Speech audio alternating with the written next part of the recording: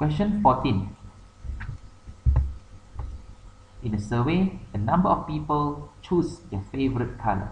The results are shown in the pie chart above.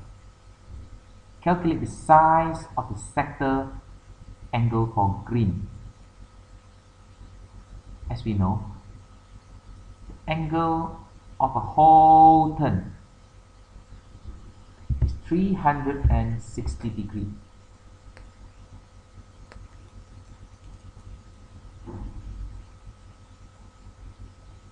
If we want to find the angle of green,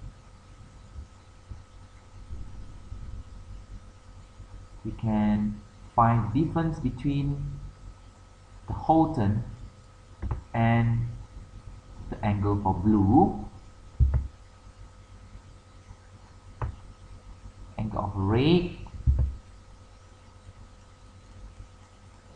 and angle of yellow. So this is equals to 84 degrees. So the answer is 84 degrees.